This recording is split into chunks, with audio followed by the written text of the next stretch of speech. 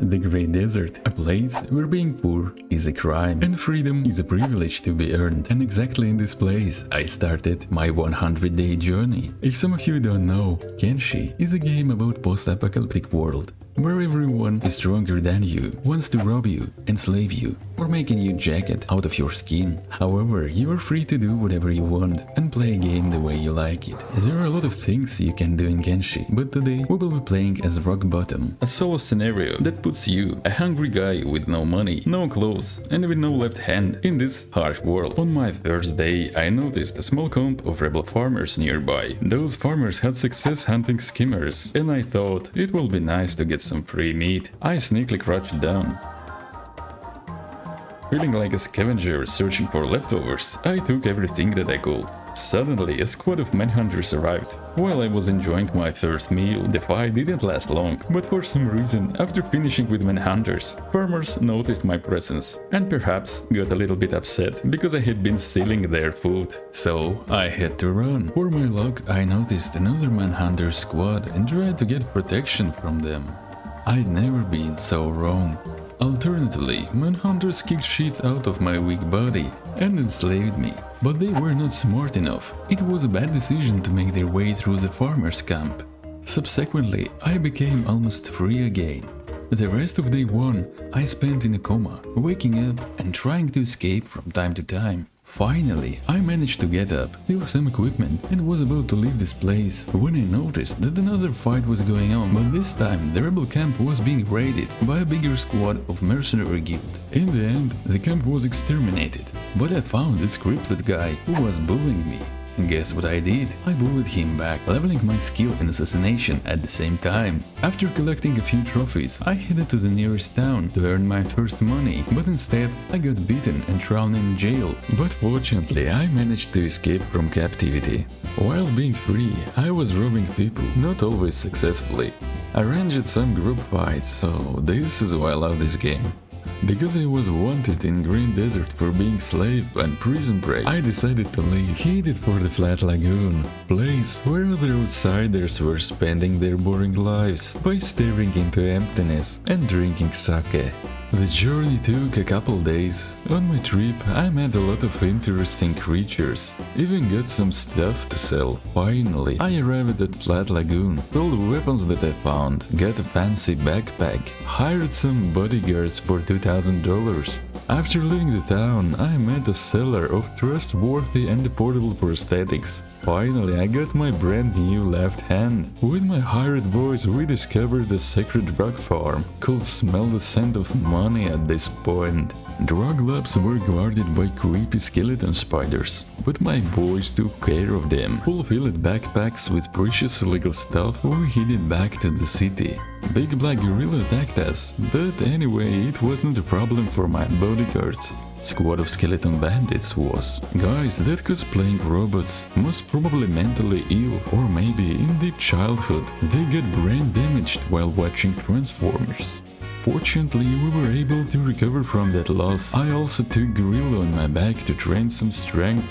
Because why not? On the city arrival I sold all of the smuggled goods, made about 40,000 cats, and I think my bodyguards were really happy with only 2,000 and severe head injuries. Bought a small shack in Flat Lagoon, cause you know, when you get richer you need to invest money, but rest of my fortune I spent on new fancy outfit, cause I need to kill my enemies with a style.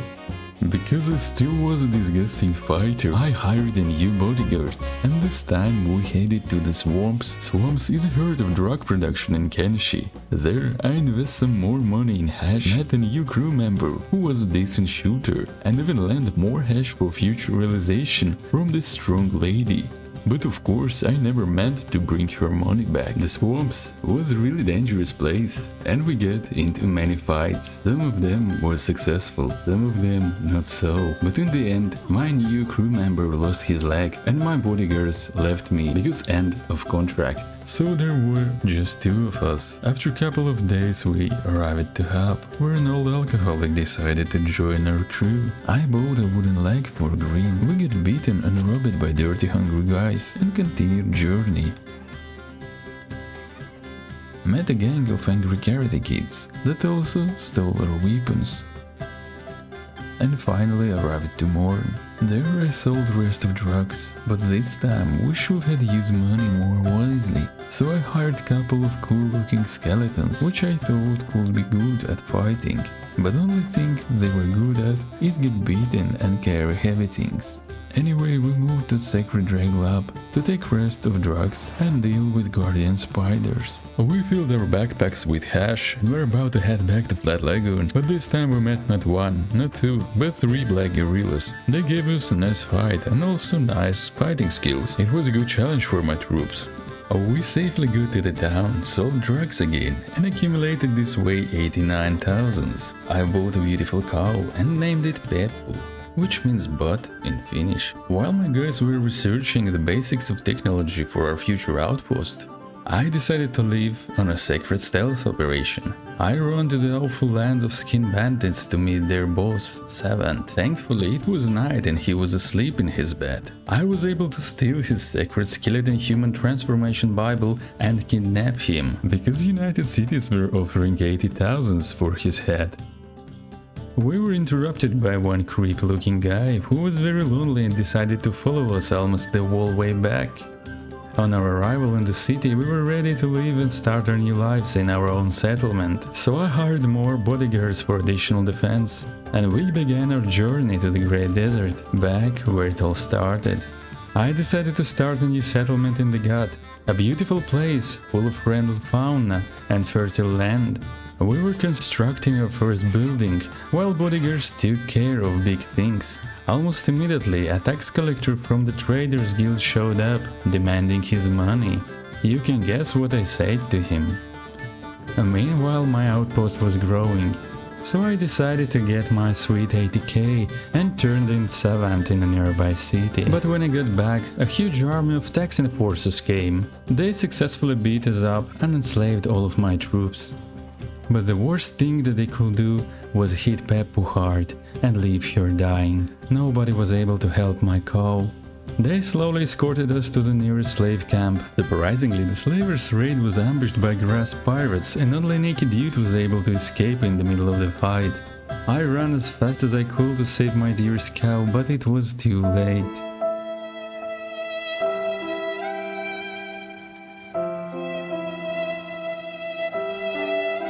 After a couple days of grief, I started my revenge plan. For this, I went back to Morn, hired more skeletons, and decided to implement one of the darkest methods of training. We broke in an ancient lab where ancient white gorilla were kept. This creature is extremely strong and also very clumsy, so sometimes it didn't even notice that I was hitting it. But sometimes it knocked me out after a couple of strikes. It was very difficult.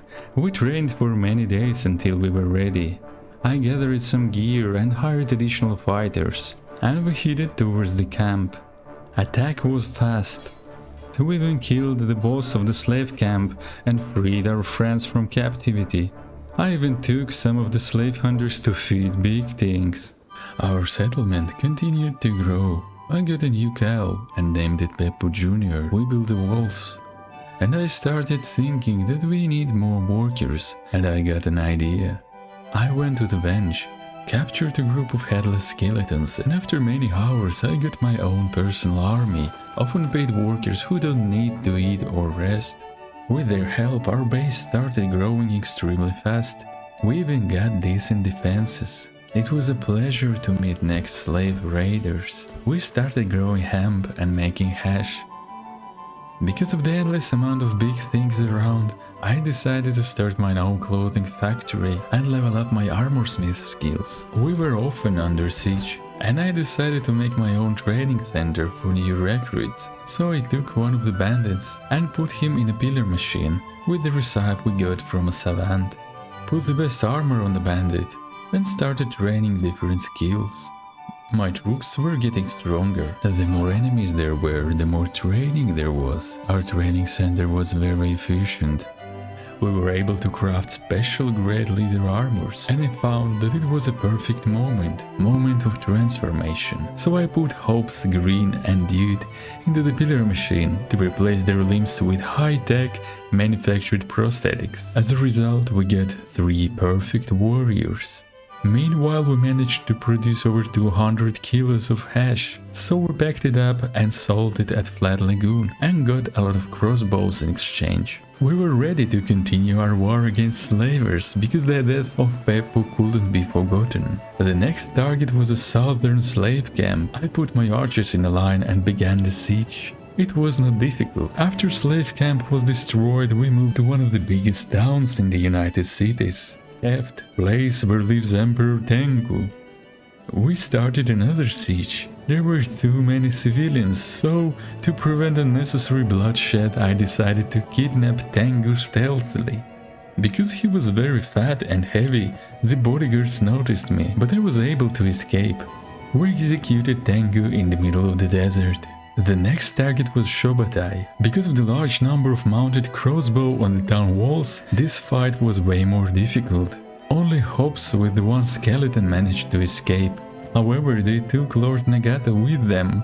The execution happened at the same place. My troops were in cages, guarded by hundreds of samurai. The naked dude was imprisoned and tried to escape again and find his way to freedom. When he noticed that his cow was dying, he couldn't stand this pain again. In an attempt to save Beppo Jr., the naked dude took on a fight, but was swarmed by enemies, mortally wounded and left to die on a warm sands. In the meantime, Igor's punitive battalion found an execution place. It was fight to the death. Thus, story of Naked Dude ended in the same place where it began, in the Great Desert. Only legends remain that at night you can see an old man with a huge cow roaming around the desert.